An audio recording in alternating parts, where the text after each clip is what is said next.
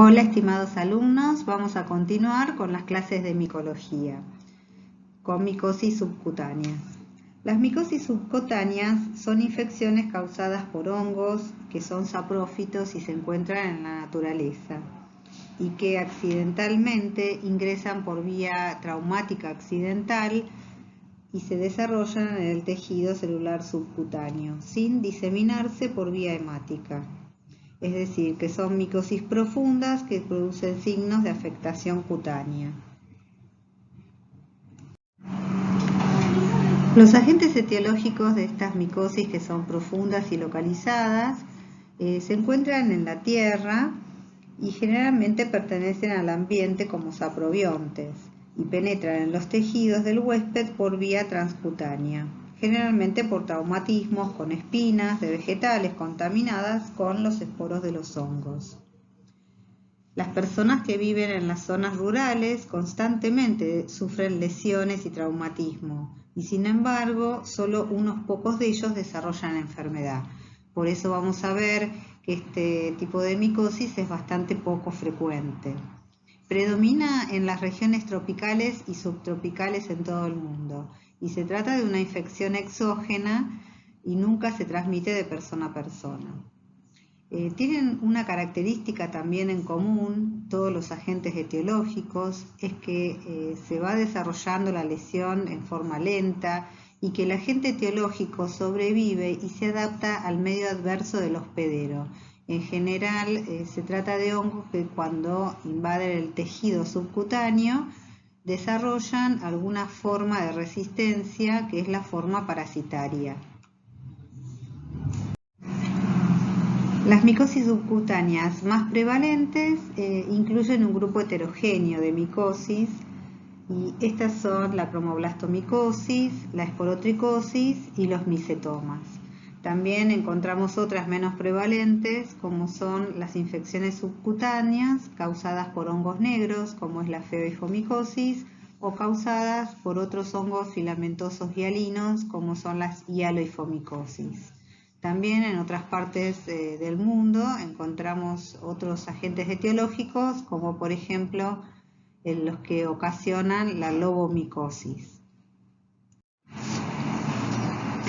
La cromoblastomicosis es uno de los ejemplos de infecciones subcutáneas. Es una dermatitis vegetante y verrucosa que también se denomina micosis por implantación.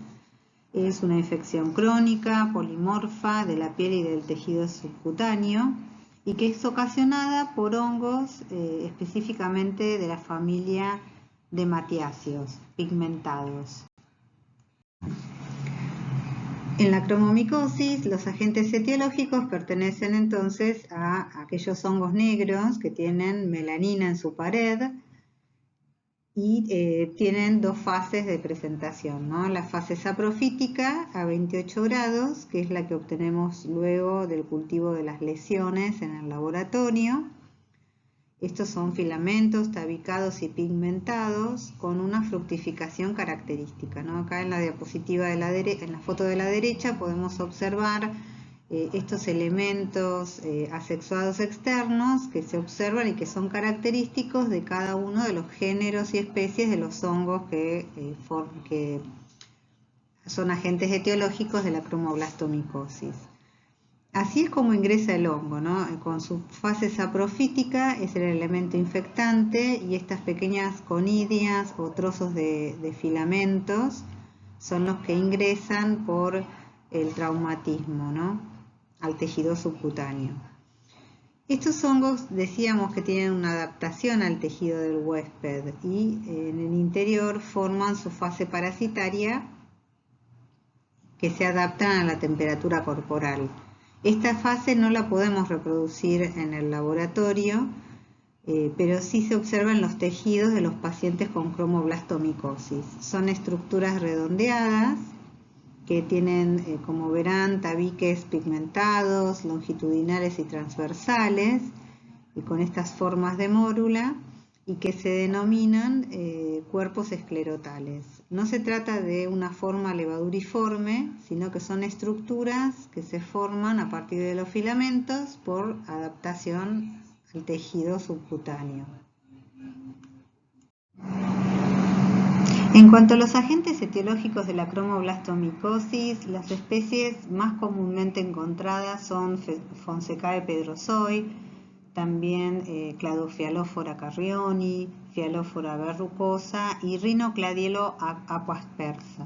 También hay otras especies también de hongos negros que producen cromoblastomicosis, pero en menor frecuencia, por ejemplo, especies del género Exophiala o Wangiela. La cromoblastomicosis se considera una enfermedad cosmopolita. Si observamos igual el mapa, vemos que es habitual el aislamiento de estos hongos en las regiones, a nivel mundial, en las regiones tropicales y subtropicales. También hay una diferencia del aislamiento según las especies. Por ejemplo, Fonsecae pedrosoi, que es el hongo más frecuente, principalmente lo encontramos en áreas de climas húmedos, como por ejemplo bosques o selvas lluviosas, mientras que Cladofialophora carrioni es prevalente en áreas semiáridas, como por ejemplo en Madagascar, en Australia, en China, en México, en Cuba y en África.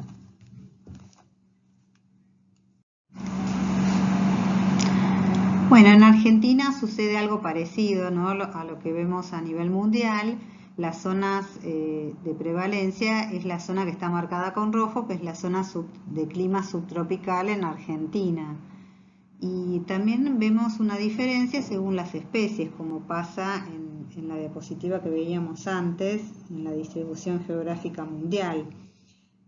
Los aislamientos correspondientes a Fonsecae pedrosoi, que es la especie más frecuente, se observan en las áreas húmedas principalmente, mientras que en las zonas semiáridas se aísla preferentemente Cladofialophora carrioni. En cuanto a los grupos de riesgo, los factores de riesgo, los hospederos son generalmente individuos inmunocompetentes y el factor de riesgo en sí es el contacto con los hongos, ¿no? ¿Y cómo se hace? Bueno, a través de alguna planta o una espina infectada y el accidente traumático posterior. No se descarta factores genéticos u hormonales que puedan jugar algún rol en la adaptación del hongo al hospedero, pero se desconoce hasta el momento. La enfermedad es prevalente en el sexo masculino en una relación de 12 veces más que respecto al femenino. Y la edad promedio del inicio de lesiones es de 41 años, aunque hay casos reportados de pacientes desde los 9 años hasta los 71 años. Afecta principalmente a trabajadores rurales, sobre todo a los que realizan tareas de deforestación, y bueno, que normalmente pueden tener accidentes o clavarse en alguna astilla de la corteza de un árbol, y raramente ocurre en los niños. Como les decía, no se ha comprobado la transmisión interhumana. Y en la mayoría de los casos se ha podido aislar el agente etiológico. En cuanto a los factores de virulencia de los hongos, el principal factor es la presencia de melanina en la pared celular. Esto inhibe la fagocitosis y bloquea los mecanismos oxidativos de los neutrófilos y de los macrófagos. Es su principal factor de virulencia, ya que en general estos hongos son inocuos, ¿no? Son saprófitos de la naturaleza. También otro factor de patogenicidad es el dimorfismo, ¿no? Esa transformación que le permite estar en su forma saprofítica como forma filamentosa, con sus conidios, con sus esporas asexuadas externas, se transforma en estas células moriformes o fumagoides, que son los cuerpos esclerotales, en el tejido del huésped. Esta capacidad de poder adaptarse a la respuesta inmune del huésped favorece su localización. Y también se sabe que producen enzimas como las proteinasas y fosfatasas, que parecen estar involucradas también en los procesos de adherencia y en el dimorfismo de las especies fúngicas productoras de estos tipos de micosis. En cuanto a su patogenia, una vez que ingresa el hongo negro, que ocurre por el traumatismo, 1 o 2 meses después surge inicialmente una lesión que es una pápula y posteriormente se hace un nódulo eritematoso. Este a su vez va creciendo lentamente, tornándose a una superficie verrucosa. Permanece a nivel del tejido subcutáneo, es decir, afecta la epidermis, la dermis, el tejido subcutáneo y los linfáticos superficiales, pero nunca afecta ni el hueso ni el músculo. Las lesiones individuales pueden ser muy gruesas, como grandes vegetaciones, como vemos en la fotografía, y de ahí su nombre de coliflor. Estas lesiones vegetantes, papilomatosas, van apareciendo en los distintos lugares donde ocurrió el traumatismo, ¿no? Principalmente en el pie, pero también en los miembros superiores o en el tronco. Bueno, y aquí vemos entonces que estos hongos de baja capacidad infectante, como si no se hace el tratamiento oportuno, pueden causar múltiples lesiones vegetantes con este aspecto, ¿no? También incluso se pueden ulcerar estas lesiones. Todo debido a esta adaptación del hongo a través de los cuerpos esclerotales o fumagoides.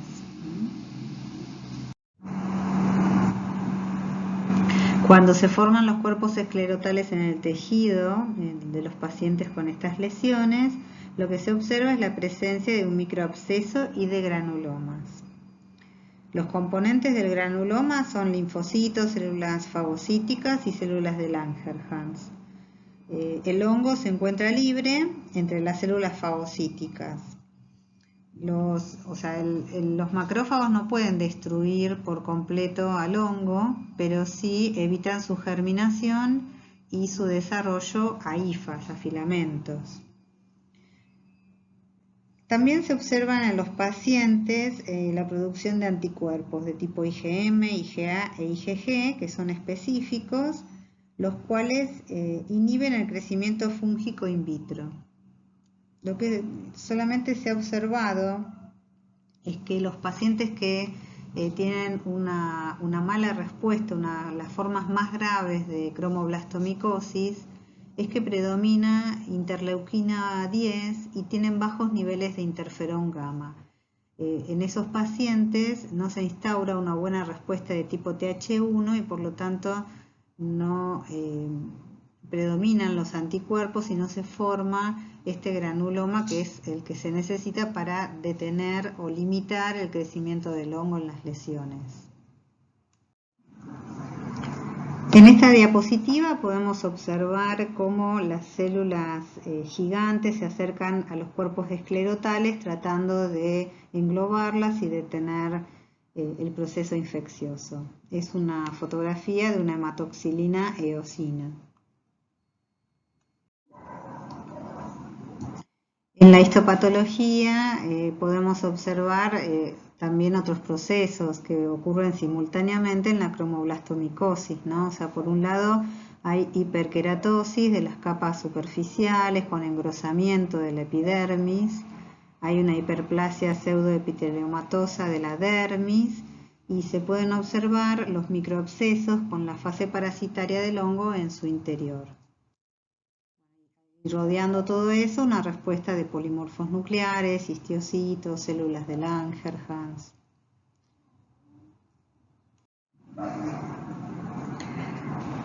Bueno, aquí tenemos resumido las manifestaciones clínicas, ¿no? O sea, ante todo es importante destacar que el paciente se encuentra en buen estado en general, ¿no?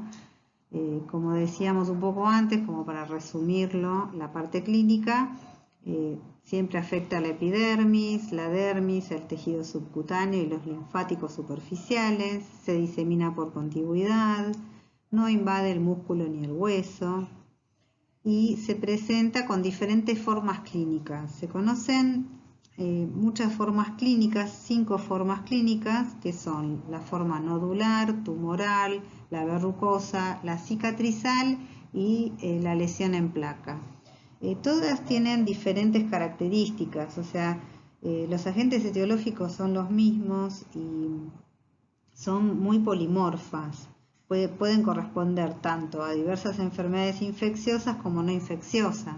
También hay que hacer entonces el diagnóstico diferencial con otras etiologías. Dentro de las enfermedades infecciosas puede ser que los agentes etiológicos sean otros hongos, otras micosis, o que sea tuberculosis cutánea, lepra, sífilis terciaria, nocardiosis, ectima gangrenoso, micobacteriosis o leishmania.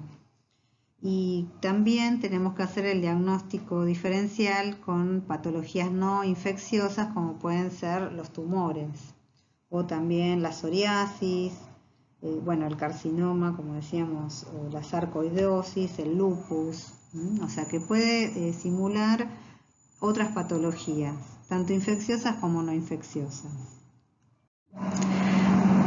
Aquí tenemos un ejemplo de una forma verrucosa de cromoblastomicosis. Como se puede ver en la foto, se trata de una lesión hiperqueratósica y muy seca. En esta diapositiva vemos una cromoblastomicosis en forma en placa. Es una lesión elevada, de varios tamaños y formas, tiene un color rojizo o violáceo en el centro y con una superficie escamosa. Inicialmente en las lesiones puede presentar muy pocos síntomas, o sea, no interfiere con las actividades habituales del paciente ni tiene dolor. En los cuadros más avanzados predomina el dolor local y sobre todo el prurito. Además, el edema y las infecciones bacterianas secundarias, que son una complicación, pueden limitar seriamente las actividades del paciente.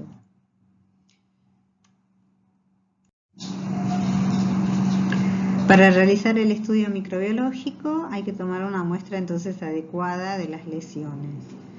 Puede servirnos las escamas o la costra por raspado con bisturí estéril, aunque lo más recomendado es la biopsia quirúrgica. La biopsia de la lesión debe ser dividida en 2 porciones. Siempre recordar que una porción se colocará en fórmula al 10% para el estudio histopatológico y la otra se conserva en solución fisiológica para el examen microbiológico. Para un mayor éxito en el diagnóstico microbiológico, la toma de muestra debe realizarse de las áreas que presenten puntos negros. Estos puntos son pequeñas costras hemáticas que contienen detritus celulares y que resultan de la eliminación transepitelial, desde el tejido subcutáneo hacia el exterior, y suelen contener estructuras fúngicas. Una vez que se toma la muestra, se procede al diagnóstico microbiológico. Este consiste en el examen directo, microscópico de la muestra, el cultivo de la misma y del estudio histopatológico. En el examen microscópico, el material obtenido se observará entre un porta y un cubre con hidróxido de potasio al 40%. Cuando obtenemos costras y escamas, suelen observarse hifas ramificadas, de un espesor de 2 a 5 micrones de diámetro, que es el resultado de la germinación de las células fumagoides a una menor temperatura. Es decir, porque ya se encuentran prácticamente en el estrato córneo cuando las estamos obteniendo, por la eliminación transepitelial. En cambio, cuando hacemos el estudio de la biopsia, que es un material profundo, vamos a poder visualizar y hacer el diagnóstico presuntivo a través de los cuerpos esclerotales o fumagoides.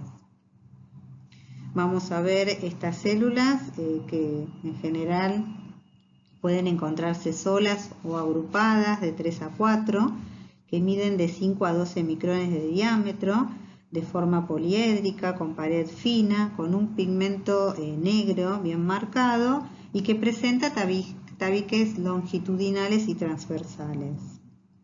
En realidad no necesitan ninguna coloración especial para poder ser observados, ya que tienen este pigmento negro natural debido a la melanina.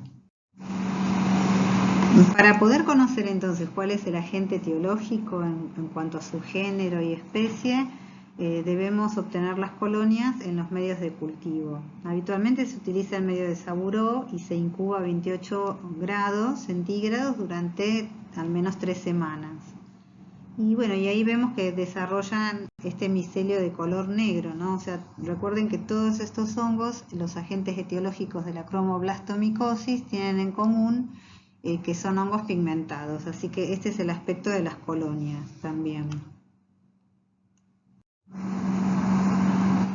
A partir de las colonias obtenidas por el cultivo, sembrado a partir del material clínico del paciente, vamos a poder observar los hongos desarrollados, tanto sus características macroscópicas como veíamos en la diapositiva anterior, y también sus características microscópicas. Entonces les recuerdo que cuando observamos estas características, esta fructificación asexuada externa en cada uno de estos hongos, vamos a poder hacer la identificación a nivel de género y especie.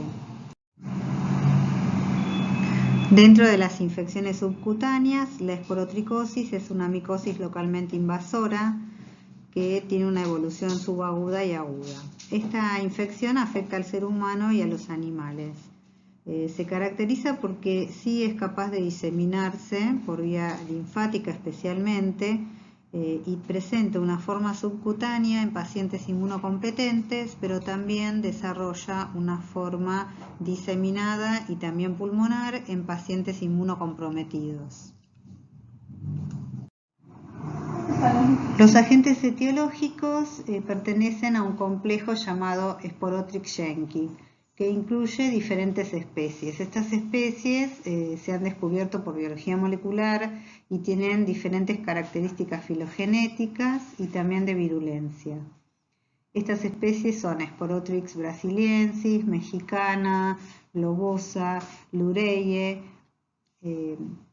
pálida, que también se denominaba antes albicans, y Sporotrix schenki sensu stricto. El sensu stricto es la especie más frecuente. Este complejo Sporotrix schenki tiene dos fases también. Una fase es la saprofítica, que se obtiene también por cultivos a 28 grados, y está compuesta por filamentos hialinos, ramificados y tabicados, con conidióforos que desarrollan las esporas asexuadas externas, que son microconidias en forma de margarita, como vemos en la diapositiva a la derecha. Como se tratan de hongos dimórficos, tienen una fase parasitaria, que también se puede obtener en este caso ¿sí? en cultivos a 37 grados, y es la forma que encontramos en los tejidos. Estas son levaduras en forma de navecilla o cigarro, que son bien características. Estos hongos saprófitos viven en el suelo con una amplia distribución. Como vemos en este mapa mundial, podemos apreciar aquellas zonas donde hay mayor incidencia, mediana o baja incidencia de esporotricosis. Sin embargo, cuando podemos comparar las incidencias en general, es mayor en las zonas tropicales y subtropicales, tanto en las regiones de clima húmedo como de semiárido. Es endémico en ciertas regiones, por ejemplo en Brasil, en India, en México, en Japón, Perú, Uruguay y Sudáfrica. Aquí en este mapa podemos ver que también hay una diferencia en cuanto a la distribución de las especies del complejo Sporotrix schenki. Vemos que, por ejemplo, en Argentina y en toda Latinoamérica en general, en México, en Colombia, en Estados Unidos y también en Australia o en Sudáfrica, predomina la especie de Sporotrix schenki sensu stricta. Mientras que en Brasil predomina la especie brasiliensis y por ejemplo en parte de Europa, en China, en Japón y en la India, la especie globosa. En la Argentina presenta una distribución similar a lo que ocurre a nivel mundial, ¿no? Las zonas predominantes son aquellas que tienen un clima subtropical, como en el noroeste argentino, y también en aquellas provincias con climas templados, como Buenos Aires, Santa Fe y Córdoba. Su prevalencia exacta no se puede conocer, dado que no es una enfermedad en nuestro país de notificación obligatoria. En cuanto a los grupos de riesgo o factores de riesgo, la población expuesta a este hongo está constituida principalmente por adultos del sexo masculino o femenino, involucrados en tareas que requieran contacto directo con el suelo o con espinas de plantas, con maderas en descomposición. Ciertas actividades son consideradas entonces grupos de riesgo, como son los campesinos, los carpinteros, los jardineros, los floristas, ¿no? Los trabajadores rurales, que resultan tener mayor riesgo de padecerla. La esporotricosis se presenta habitualmente como casos aislados, pero también puede haber brotes familiares y profesionales.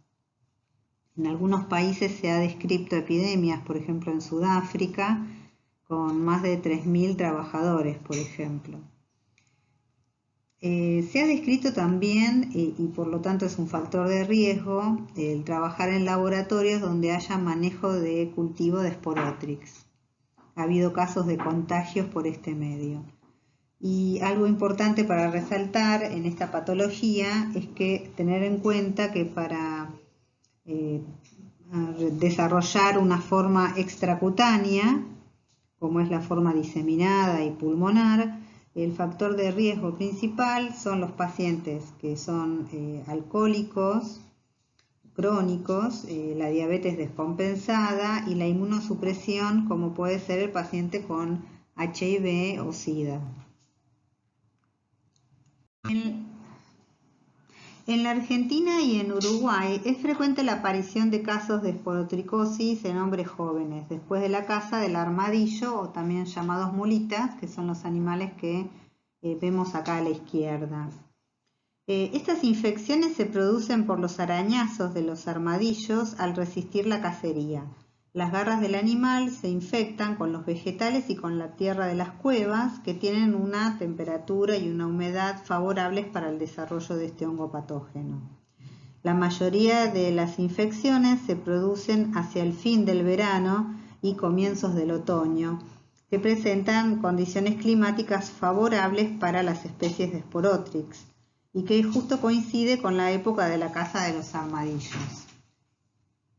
Por otro lado, aquí vemos a la derecha una foto de un gato infectado. Los gatos infectados están involucrados en brotes o casos de esporotricosis en humanos. La forma de transmisión es a través de los arañazos, de mordeduras o de contacto directo con lesiones del animal. Aquí tenemos, les dejo una página para que consulten si les interesa, pero en el año 2019 hubo un brote de esporotricosis de probable transmisión zoonótica en el Calafate, en la provincia de Santa Cruz, que, bueno, con afectación de la salud humana y de gatos domésticos. Dentro de los factores de virulencia de Sporotrix, uno de ellos es la adhesión. La adhesión del hongo tanto a las células endoteliales, epiteliales, así como a la matriz extracelular, es esencial para una efectiva invasión a los tejidos del hospedero. Sporotrix tiene, tanto en los conidios como en las levaduras, una glicoproteína de 70 kilodalton, que es capaz de reconocer glicoproteínas de la matriz extracelular del hospedero, como son fibronectinas, laminina y colágenos del tipo 2. Otro factor de virulencia son los polisacáridos de pared celular. Hay un antígeno principal de pared celular, que es el péptido L-ramno de Mananos, y que es el que provee, digamos, el epitope para desencadenar una respuesta inmune adaptativa específica. Otro factor de virulencia, como vimos, es el dimorfismo. El dimorfismo de Sporotrix vemos que es la forma de adaptarse a la adversidad del hospedero una vez que ingresa, ¿no? O sea, desde su estado saprofítico, como forma de conidia o de pequeños filamentos que están en la naturaleza, y se transforma a una forma levaduriforme, adaptándose a este cambio en el tejido del huésped. Esto se logra gracias a que el principal receptor intracelular, que es una proteína G, interacciona con una actividad catalítica de una enzima fosfolipasa y se libera ácido araquidónico a partir de fosfolípidos. La liberación del ácido araquidónico estimula la formación de estas células levaduriformes que constituyen la forma parasitaria del hongo. Otro factor de virulencia es la melanina, y como vimos en el caso de los hongos que causan cromoblastomicosis, es muy importante porque resiste así a la fagocitosis y también es importante para defenderse de la acción de los macrófagos y de los neutrófilos, resistiendo los intermediarios reactivos de oxígeno y de nitrógeno. También le permite resistir a la luz ultravioleta, principalmente. Otro factor de virulencia es la termotolerancia. La termotolerancia le permite al hongo crecer a 35 o 37 grados, que es la temperatura corporal de los humanos, ¿no? Así es más fácil desarrollar enfermedades que son diseminadas. En cuanto a la respuesta inmune de la esporotricosis, no está totalmente estudiada.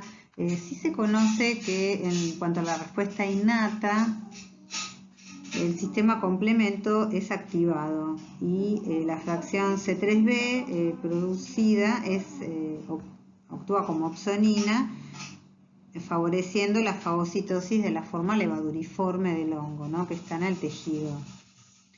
Durante la esporotricosis humana se ha desarrollado la presencia de anticuerpos de tipo específicos, inmunoglobulina A, M y G, contra la fase micelial de Sporotrix-Schenck, pero no obstante, pacientes con diferentes formas clínicas de esporotricosis producen similares cantidades de anticuerpos, por lo cual no es un marcador a tener en cuenta y no juega un papel importante en la patogenia de la esporotricosis. En cuanto a la respuesta celular, es la más importante. Lo que se sabe bien es que hay una respuesta de tipo TH17 y TH1. La TH1 es de gran importancia en la patogénesis de la esporotricosis y es la que actúa en el control de la infección fúngica. Cuando entonces se produce el procesamiento y la presentación antigénica de los antígenos proteicos de Sporotrix, se activa esta respuesta celular y lleva a una variedad de manifestaciones clínicas de la enfermedad, que van a ser muy diferentes según el estado inmunológico del paciente. Aquí abajo podemos observar cómo son los granulomas en la esporotricosis, que representan a esta respuesta TH1 o celular. Los granulomas se presentan poco organizados, con células gigantes y focos que son de supuración, que intentan rodear a las células levaduriformes de Sporotrix. A la derecha lo que vemos en la histopatología con hematoxilina e eosina son los cuerpos asteroides. Estos elementos son unos elementos esféricos que están rodeados por clavas acidófilas y representan el fenómeno de Splendori-Hopley. Se trata de precipitaciones de complejos antígenos-anticuerpos y que aparecen en las imágenes y no son específicos de esporotricosis, sino que aparecen en muchas otras patologías. En las infecciones subcutáneas, entonces, como señalamos anteriormente, los conidios ingresan por inoculación traumática y se transforman en el tejido subcutáneo en levaduras, que es su forma parasitaria, junto con la reacción inflamatoria. En general tardan 2 o 3 semanas hasta que haya sintomatología, y esto comienza con un nódulo dérmico que puede ser violáceo o negruzco, que es no doloroso, que se rompe formando una úlcera pequeña. Es el denominado chancro esporotricósico. Este chancro tiene bordes engrosados, un centro granulomatoso, con una escasa supuración, y ahí empieza a ser doloroso. Y aquí depende mucho del estado inmune del paciente, ¿no? En aquellos pacientes que es la primera infección que tienen con el hongo, es decir, la primoinfección, la propagación de la infección tiene lugar siguiendo el trayecto de un tronco linfático principal hasta alcanzar el ganglio satélite. Es decir, cuando se forma a las 2 o 3 semanas este chancro de inoculación, está acompañado de linfangitis, de adenopatías, y el nódulo primario no es el único, sino que van apareciendo nódulos satélites secundarios que siguen un trayecto cutáneo linfático. Es la denominada esporotricosis cutánea linfático o síndrome linfangítico nodular, característico entonces de los pacientes que tienen la primoinfección. En cambio, en las formas fijas, como vemos a la derecha, se da en pacientes que han sufrido previamente infecciones asintomáticas, es decir, que le han conferido una inmunidad parcial, y entonces en esta reinfección este chancro de inoculación no está acompañado de linfangitis y adenopatías, y es lo que se denomina en la reinfección esporotricosis fija. La esporotricosis cutáneo-linfática es la que representa más del 75% de los casos y se desarrolla en la piel expuesta, como en las manos, en la cara o en los pies. Ya vimos cómo comienza, ¿no? A partir de un nódulo que se ulcera y luego se forman nódulos secundarios siguiendo un trayecto linfático. Esto da origen entonces al síndrome linfangítico nodular, como vemos en la diapositiva. Y bueno, tenemos que tener en cuenta que vamos a tener que hacer diagnóstico diferencial, ya que este síndrome linfangítico se presenta en otras patologías infecciosas, por ejemplo, en la nocardiosis, tuberculosis, sífilis, etcétera, ¿no? También por otras micosis diferentes a Sporotrix. La evolución dependerá de la inmunorrespuesta del huésped, y también de la profundidad de la lesión, de la virulencia de la cepa que está afectando o es el agente etiológico, y del tamaño del inóculo. Bueno, aquí vemos otro ejemplo, ¿no? De forma linfangítica nodular que se desarrolla en el abdomen, no es tan frecuente. La esporotricosis fija o dermoepidérmica solo se presenta como una lesión única. La infección es limitada y se manifiesta por lo general como si fuese una placa verrugosa de lento crecimiento y menos progresiva. Los vasos linfáticos entonces no suelen estar afectados y es más común en las zonas endémicas, donde los pacientes han tenido entonces contacto previo con el hongo o se han infectado en forma asintomática. En cuanto a la esporotricosis diseminada, el primer punto a tener en cuenta es que siempre se trata de pacientes inmunocomprometidos, y en segundo lugar, que a diferencia de las infecciones subcutáneas, la vía de ingreso también puede ser respiratoria, es decir, por inhalación de las esporas de Sporotrix. Presenta diferentes formas, ¿no? La forma esporotricosis pulmonar crónica, que es una forma clínica que se da cuando los factores de riesgo son más que nada pacientes diabéticos, alcohólicos, crónicos, ¿no? Con patología pulmonar previa, y que es muy parecido a la tuberculosis cavitaria. Por eso siempre hay que hacer diagnóstico diferencial, porque las imágenes también radiológicas son parecidas. La pulmonar metastásica es infrecuente, solo está descrita en casos muy aislados, ocurre en pacientes inmunocomprometidos, especialmente en aquellos con HIV en una etapa muy avanzada de SIDA.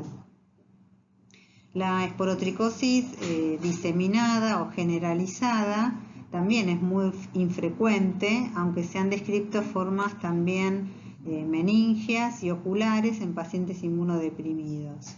Dentro de las formas extracutáneas, las más frecuentes son la forma osteoarticular, ¿no? O sea, la forma diseminada en huesos y articulaciones, que constituye el sitio más común de compromiso sistémico.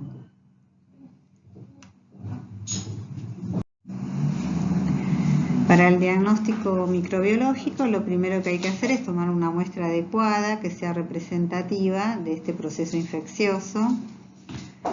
Y en segundo lugar, se va a procesar el material realizando estudios directos como son el examen microscópico, el cultivo y la histopatología. Dentro del examen microscópico directo es importante la observación en fresco, así como las tinciones. Recordemos que tenemos que hacer diagnóstico diferencial con otros patógenos, así que siempre en una muestra de este tipo se va a realizar tinción de Gram, tinción de Giemsa, de Kinshu y Sil-Nielsen para poder descartar los posibles patógenos como son la nocardiosis, que es parcialmente ácido alcohol resistente, o las micobacterias que son ácido alcohol resistentes. En cuanto a los procedimientos que siguen, son los cultivos habituales, que nos permitirán encontrar el dimorfismo, o sea, hallar a 28 grados la fase saprofítica y a 37 grados la fase levaduriforme. Y bueno, por supuesto, una porción de la muestra a estudio histopatológico. También en la esporotricosis se utiliza, sobre todo en las zonas de alta endemicidad, el estudio indirecto, la detección de anticuerpos por el suero del paciente, así como también se utiliza la intradermorreacción con esporotriquina para conocer el estado inmunitario de los pacientes, es decir, si han tenido infecciones previas o no. Para realizar el estudio microbiológico, entonces, la toma de muestra va a ser o la punción de los nódulos y de las lesiones gomosas, la biopsia de esas lesiones o también la escarificación en el caso de las lesiones ulcerosas. El examen microscópico es muy importante realizarlo, a pesar de que, bueno, si se trata de Sporotrix, se van a observar levaduras muy pequeñas en forma de cigarro o naviculares, pero tiene muy baja sensibilidad. Así que bueno, se realiza de todos modos y es muy útil sí el examen microscópico para descartar otros patógenos, como pueden ser micobacterias o nocardia. Los medios de cultivo agar glucosa saburó o agar papa glucosado se pueden utilizar para obtener a 28 grados la forma saprofítica de los hongos. Estos cultivos van a evidenciarse como al principio colonias blanquecinas que cada vez se van tornando más amarronadas con el tiempo. Se trata de hifas ramificadas, septadas y con conidióforos que dan lugar a la formación de microconidias en forma de margarita, que son características y constituyen la forma saprofítica y el elemento infectante de estos hongos, ¿no? Estos pequeños trozos de filamentos o estas pequeñas microconidias son las que ingresan por vía transcutánea o por vía inhalatoria en el huésped. Para obtener la forma parasitaria a 37 grados de incubación se utiliza en general agar sangre cisteína. Y es así que entonces luego de la incubación se puede obtener estas levaduras que vemos a la derecha en forma de navecillas o cigarros. El diagnóstico micológico indirecto se usa en pocas ocasiones para el diagnóstico de la esporotricosis, principalmente cuando se trata de formas atípicas de esporotricosis o formas extracutáneas. Para poder detectar los anticuerpos se usan diversas técnicas serológicas, entre ellas técnicas de ELISA o, como vemos en la diapositiva, pruebas de inmunodifusión en gel de agar. También existen técnicas de aglutinación de elementos levaduriformes y de partículas de látex sensibilizadas con antígeno de glicoproteína de Sporotrix-Schenki. A la derecha observamos cómo se va a visualizar una prueba cutánea, es decir, una prueba intradérmica que se realiza con esporotriquina, que es un antígeno de Sporotrix producido por una suspensión de levaduras muertas de este hongo. Da resultados positivos en todas aquellas personas que están infectadas, independientemente de si la infección fue con síntomas o fue asintomática. Y da también positiva si está presente actualmente y el paciente tiene una enfermedad o si se realizó, si fue en el pasado. Micetoma es una infección crónica localizada y que es causada tanto por hongos como por bacterias. Se denomina actinomicetoma si es producida por bacterias, sobre todo bacterias filamentosas aerobias, y se denomina eumicetoma si es originada por hongos. El síndrome micetoma se caracteriza clínicamente por la presencia de lesiones tumorales que son deformantes, de evolución crónica, de consistencia duro-leñosa, con nódulos que se reblandecen y fistulizan. Al fistulizar espontáneamente drenan un material seropurulento que contiene unos elementos denominados granos. Los granos son microcolonias del agente etiológico y que está rodeado de una respuesta inmune. Afecta a la piel, al tejido subcutáneo y también al músculo y al hueso. Siempre se disemina por contigüidad y no hay compromiso del tejido vascular ni del tejido nervioso. Bueno, aquí observamos un ejemplo de un micetoma en el pie.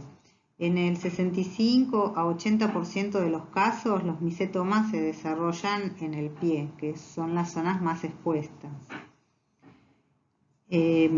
Luego de la lesión inicial, que es un nódulo firme y es indoloro, la piel alrededor aparece normal, pero con el tiempo se va estirando y aparece brillante. Luego se tumefacta, se forman las fístulas a través de los cuales salen las secreciones con los granos. Como vemos en la diapositiva, ¿no? La piel aparece brillante, tirante y tumefacta. Y es justo lo que se observa como característica clínica del micetoma, ¿no? El agrandamiento del pie, las fístulas y los granos. Encontrar los granos es esencial para realizar el diagnóstico. Recuerden que el grano está constituido por microcolonias del microorganismo y entonces encontrar esos microorganismos en los granos va a permitir realizar el diagnóstico etiológico. No es lo mismo el tratamiento, el seguimiento de un paciente que tiene una infección bacteriana o si es por un hongo. Así que en este caso el diagnóstico microbiológico es esencial. Bueno, este es un esquema para ver un poco la evolución del micetoma, ¿no? En términos generales, el micetoma es indoloro y eso ocurre en los primeros estadios, ¿no? Cuando se forman las primeras fístulas, las más antiguas se van curando, se cierran, pero aparecen otras nuevas que se siguen diseminando por contigüidad a los tejidos adyacentes, a las partes blandas, y también progresan siguiendo los planos de la aponeurosis a las cuales perfora y destruye. Cuando invade el hueso ya pasan más o menos 2 o 3 años de evolución y lo hacen a través del periósteo, así como también invaden las articulaciones a través de la cápsula articular, O sea, cuando ocurre esto, la invasión ósea, aparece el dolor en el paciente. Bueno, aquí podemos ver que entonces el síndrome de micetoma es en el 60% de los casos de etiología bacteriana.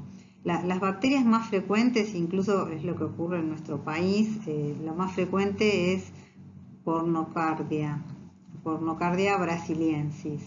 También otras especies de bacterias filamentosas como Streptomyces y Actinomadura. También se ha visto micetomas que son causados por especies bacterianas que comúnmente causan otro tipo de infecciones en piel y partes blandas, como son el Staphylococcus aureus o Pseudomonas aeruginosa.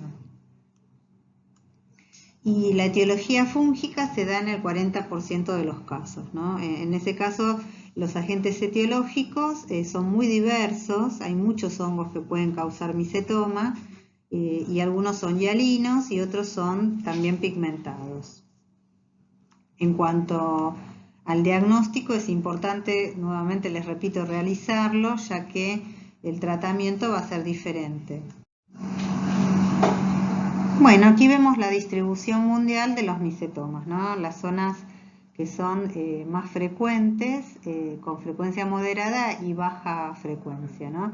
La zona de mayor frecuencia es la llamada cinturón micetoma, que abarca desde la latitud 15 del sur a la 30 del norte. Incluye los países como Sudán, Somalia, Senegal, India, Yemen, México, Venezuela, Colombia y también incluye Argentina. Pero bueno, ven que la distribución es más frecuente en las zonas tropicales y subtropicales. Bueno, como veíamos en la diapositiva anterior, el micetoma es endémico en varios países, pero principalmente en India, en África y en Sudamérica. En India, en la ciudad de Madura, tiene una alta incidencia, de ahí el nombre del micetoma de pie, que se denomina pie de Madura. En la Argentina también es endémico en ciertas provincias, sobre todo en aquellas donde hay clima templado, sobre todo subtropical, ¿no? En Santa Fe, Córdoba, bueno, Salta, Santiago del Estero, Chaco, Tucumán, Corrientes, Formosa y Misiones.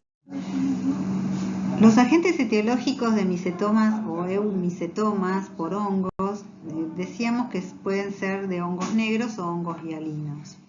Los hongos negros son los más frecuentes y como resultado de estos agentes etiológicos en el tejido del huésped se forman granos negros, que son los que salen en las fístulas.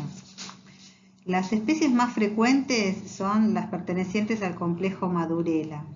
El complejo Madurella tiene dos especies que son las más frecuentes, que son la Madurella mycetomatix, que prevalece a nivel mundial en las regiones áridas. Y también incluye a la especie Trematophaeria gricia, que es la denominada Madurella gricia, que prevalece en la zona de Sudamérica, bien con clima tropical, sobre todo también en Argentina. Hay otras especies que producen, pero con menor frecuencia, como del género Exophiala, Curbularia. Y dentro de los hongos hialinos, que estos producen granos blancos, que son los que aparecen en la secreción que fistulizan, tenemos Acremonium, Pseudosporium, Fusarium, Aspergillus. En cuanto a los grupos de riesgo, más que nada no hay transmisión interhumana y tiene que ver más que nada con el contacto con el hongo, ¿no? Recordemos que entonces la vía de ingreso, así como ocurre con cualquiera de las infecciones subcutáneas, es por microtraumatismos, con abrasiones o por contacto con objetos cortantes. La zona expuesta más frecuente son los miembros inferiores y el torso. La edad promedio es desde los 15-20 años hasta los 60 años y principalmente afecta a los varones, pero en una relación que, según los datos de la literatura, hablan de una relación 3:1 o 5:1 respecto de las mujeres. Principalmente afecta a los trabajadores rurales, ¿no? Y esto constituye el principal riesgo al estar expuestos a este agente causal y a los traumatismos, ¿no? También se lo considera una enfermedad ocupacional en los cañeros del noroeste argentino, porque bueno, acarrean en la espalda caña de azúcar. No está relacionado a la inmunosupresión. Los factores de virulencia dependen mucho del agente etiológico, ¿no? En general tienen capacidad de producir enzimas, proteinasas, muchas de ellas que son extracelulares, ¿no? Hialuronidasas, peptidasas. También fabrican una sustancia cementante, ¿no? La matriz intracelular amorfa en el interior del grano que parece proteger al hongo de la respuesta inmune. Es decir, el grano entonces está constituido por las microcolonias del microorganismo más una matriz intracelular que él mismo produce y que le sirve de protección frente a la respuesta inmune. Esto tiene que ver mucho con la especie fúngica, ¿no? Por eso hay granos que presentan distintos colores, según si son pigmentados, por ejemplo, o no sus agentes etiológicos, y también producen diferentes consistencias. Algunos granos son duros, otros son más blandos. La melanina es otro factor de virulencia que, como vimos, todos los hongos que tienen esta proteína favorece la evasión de la fagocitosis principalmente, ¿no? También tienen un antígeno proteico, el más estudiado es de Madurella mycetomatix, que fue clonado y secuenciado, y se demostró que esta proteína se encuentra en las etapas tempranas o en los estadios del crecimiento del eumicetoma, cuando el grano es rodeado por los polimorfos nucleares, ¿no? Y esta sustancia lo que hace es evitar la apoptosis celular, muy importante para poder subsistir en ese tejido, ¿no? Subcutáneo. Bueno, también se sabe que estimula la inflamación con un infiltrado eosinófilo y libera histamina. En los micetomas, la respuesta inmunológica, que es la que detiene la enfermedad, es principalmente la respuesta celular de tipo Th1, ¿no? Y se observan tres tipos de reacciones. En la primera, que es una imagen a la izquierda, esto es un grano de un hongo negro. Alrededor del mismo se ve bien el borde limitado por la pared pigmentada, ¿no? Se observan abundantes polimorfos nucleares que la rodean y degranulan sobre la superficie de los granos. También se ve en el medio que estos luego son reemplazados por macrófagos y células gigantes multinucleadas, y por último se observa la formación del granuloma epitelioide con la destrucción parcial del grano y todo rodeado por material de fibrosis. Bueno, aquí respecto a los aspectos clínicos un poco ya lo estuvimos viendo. Recordemos que las formas más frecuentes son en los miembros inferiores y sobre todo en el pie. Respecto al origen, al agente etiológico del micetoma, vamos a ver que las características clínicas de los micetomas micóticos o actinomicetos son muy similares. Son más comúnmente también en el pie, en la pantorrilla o en las manos. El estadio más temprano, entonces, es un nódulo que es indoloro y duro y que se disemina lentamente con el desarrollo de pápulas y fístulas secretantes en su superficie.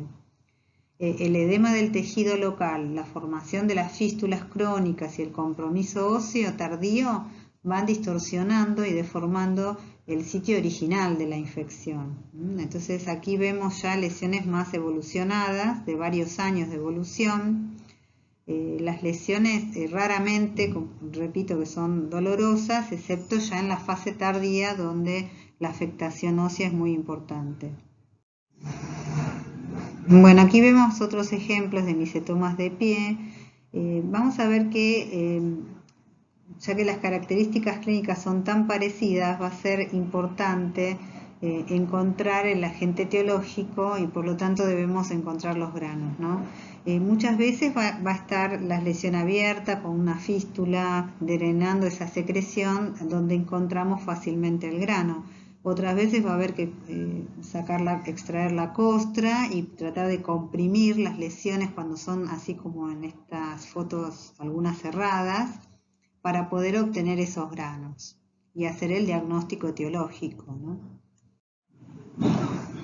Bueno, también aquí podemos ver que hay otras presentaciones clínicas, ¿no? Micetoma del tronco, que es poco inusual, así como también este de la derecha en el cuello, ¿no? Causado por Madurella mycetomatix. Esta es la modo de presentación también.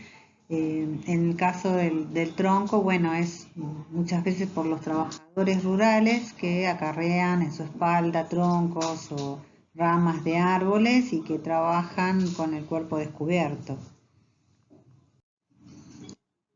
Aquí tienen otros ejemplos que son menos frecuentes, como pueden ser estos micetomas de la derecha en el tronco o localizado en el cuello.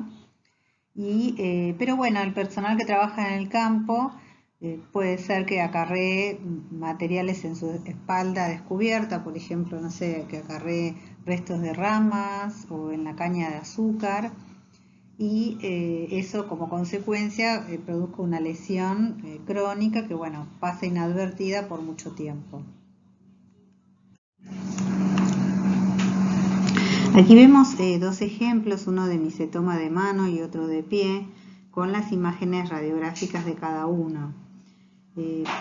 Recordemos que entonces para la aparición de las primeras lesiones óseas, alrededor de 2 o 3 años debe transcurrir, ¿no?, la evolución de la enfermedad. Y si bien estas enfermedades son indoloras, el dolor aparece cuando se invade la estructura ósea y articular. También es el momento en el cual se observa la mayor tumefacción de la zona afectada e impotencia funcional. Las lesiones osteoarticulares se caracterizan por presentar osteólisis en forma de geodas y neoformación ósea a partir del periósteo. Estas pequeñas lesiones se pueden observar en el dedo del paciente que tiene el micetoma de la mano, a la izquierda. El periósteo entonces se vuelve irregular y rugoso a medida que el proceso avanza. Hay desaparición de las interlíneas articulares. Los estudios radiológicos no siempre muestran las lesiones, pero por lo cual se requiere realizar otros estudios que tengan más sensibilidad, ¿no? En el caso del pie de la derecha, debería realizarse la tomografía axial, la resonancia magnética nuclear. Puede aparecer osteopenia, que se debe habitualmente a la atrofia por desuso y por compromiso de los tejidos blandos también. Bueno, nuevamente, una vez que se tome la muestra adecuada, el diagnóstico va a ser basado en los métodos directos, ¿no?, en la microscopía, en el cultivo y en la histopatología. Entonces recordemos que para poder diferenciar si es de origen bacteriano o es por hongos, se requiere la realización de un fresco, de un Gram, de un Kinshu, como para poder diferenciarlos. También, por ejemplo, en las zonas de alta endemicidad, como en la India, se utilizan los métodos indirectos, es decir, la detección de anticuerpos para el diagnóstico. La toma de muestra recomendada es la biopsia quirúrgica. Tiene que ser de tipo incisional, no sirve una biopsia superficial. Y al ingresar a la zona profunda hay que tomar una porción del material. Esto también sirve para el estudio anatomopatológico, además del estudio microbiológico. También nos puede servir para el estudio microbiológico la secreción que drena por esas fístulas que contienen los granos. Esto va a ser muy importante y las características de los granos, la observación, la consistencia, el color de los granos va a tener que ver con el agente etiológico que está causando la enfermedad. Entonces, una vez que tenemos la muestra de los granos, estos se deben lavar con agua estéril para eliminar posibles contaminantes, por ejemplo, microorganismos de la piel. Los granos deben ser observados a simple vista o con lupa y se deben anotar sus características macroscópicas como el tamaño, el color, la consistencia. Eso puede ayudar a realizar un diagnóstico presuntivo, ¿no?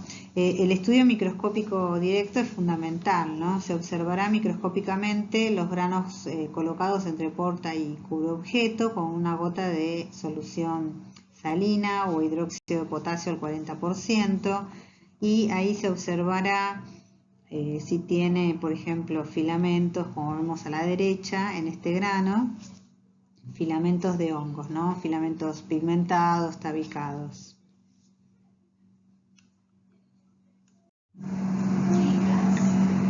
El material recolectado se siembra en medio de saburó a 28 grados, se incuba y durante más o menos 21 días. Luego entonces obtenemos las colonias de los hongos que son los agentes etiológicos o las bacterias, ¿no? En este caso vemos un cultivo arriba, es una colonia negra del agente etiológico de este micetoma, que es el género Trematosfaeria grisea, y abajo vemos las características microscópicas de ese cultivo. Vemos que claramente se observan filamentos tabicados, pigmentados, con sus elementos de fructificación. Dentro, recordemos, del género Madurella, entonces tenemos varias especies que tienen diferencias filogenéticas entre ellas, pero bueno, las más frecuentes son Madurella mycetomatis y Trematosfaeria grisea.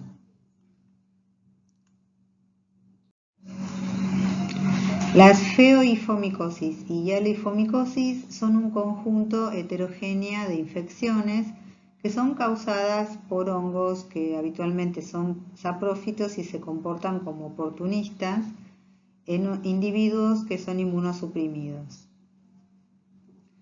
Las feohifomicosis son ocasionadas por hongos negros que contienen melanina como factor de virulencia, y las hialohifomicosis son producidas por hongos hialinos tabicados. Ambos tienen presentaciones clínicas muy similares, ¿no? Algunos producen micosis cutáneas, otros queratitis o sinusitis, también micosis subcutáneas y micosis sistémicas. En general se trata de enfermedades diseminadas que tienen también impacto en la piel y producen lesiones tipo úlceras o nódulos. Dentro de las formas diseminadas también pulmonares, etc. Los factores predisponentes son aquellos pacientes que están internados, por ejemplo, y que tienen una ruptura de la integridad cutáneo-mucosa, cirugías, el empleo de catéteres o la nutrición parenteral, y la inmunosupresión en general, ¿no? Es el paciente, principalmente el paciente neutropénico, el paciente con diabetes descompensado, con inmunosupresores, etc.